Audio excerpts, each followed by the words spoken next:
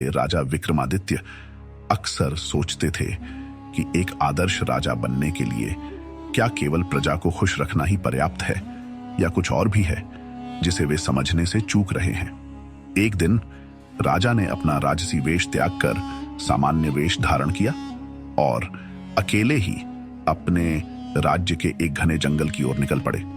वहां उन्हें एक बूढ़े साधु मिले जो एक वृक्ष के नीचे तपस्या कर रहे थे। साधु की आंखों में दिव्यता और चेहरे पर गहरी शांति थी। राजा ने सोचा कि यह संत उनकी जिज्ञासाओं का उत्तर दे सकते हैं। राजा ने साधु के पास जाकर विनम्रता पूर्वक प्रणाम किया और कहा, हे गुरुदेव, मैं आपका शिष्य बनना चाहता हूं, कृपया मुझे ज्ञान दें। साधु ने अपनी आंखें खोली और मुस्कुराते हुए कहा, हे राजन, ज्ञान पाने के लिए पहले यह समझना जरूरी है कि आप किस चीज की तलाश कर रहे हैं। राजा ने उत्तर दिया, मैं यह जानना चाहता हूं कि एक राजा का सबसे बड़ा कर्तव्य क्या है। क्या मेरा धर्म केवल प्रजा का पालन पोषण करना है या कुछ और भी है जो मैं नहीं देख पा रहा हूं। साधु ने राजा को जंगल के बीच स्थित एक गुफा में जाने को कहा।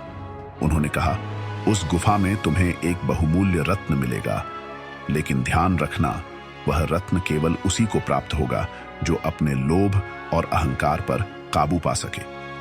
राजा गुफा के अंदर गए और उन्होंने देखा कि वहां चारों ओर चमचमाते रत्न बिखरे हुए हैं, लेकिन जैसे ही उन्होंने एक रत्न उठाने की कोशिश की, रत्न गायब हो गया।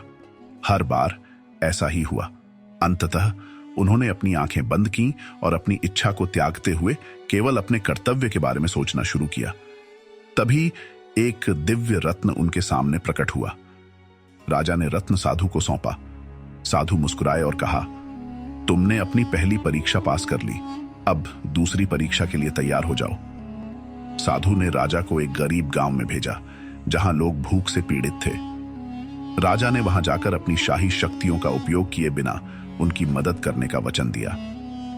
उन्होंने गांव वालों के साथ खेतों में काम किया, पानी लाया और उनकी समस्याओं को समझा। कुछ ही समय में गांव में खुशहाली लौट आई। जब राजा लौटे तो साधु ने कहा, तुमने अपनी शक्ति और धन का प्रदर्शन किए बिना उनकी सेवा की, यही सच्चा धर्म है। अंत में साधु ने राजा को एक गहरी झील के पास ले जाकर कहा, इस झील में झांको और बताओ कि तुम क्या देखते हो। पहले तो राजा ने केवल अपनी परछाई देखी। साधु ने कहा, अभी तुम केवल अपने बाहरी स्वरूप को देख रहे हो, ध्यान करो और अपनी आत्मा को पहचानो। राजा ने ध्यान लगाया और महसूस किया कि उनका सच्चा कर्तव्य अपनी आत्मा को शुद्ध रखना है, जो उनके हर निर्णय और कार्य को प्रभावित करता है। साधु ने राजा से कहा, राजन, एक राजा का सबसे बड़ा कर्तव्य केवल प्रजा का पालन पोषण करना नहीं, बल्कि सत्य, धर्म और आत्मा की शुद्धि के मार्ग पर चलना है। यदि राजा स्वयं को जान ले तो उसका राज्य भी स्वर्ग बन जाएगा। राजा ने साधु को प्रणाम किया और कहा, हे गुरुदेव, आपने मेरी आंखें खोल दी। मैं अब समझ गया हूं कि एक सच्चे राजा का धर्म क्या है।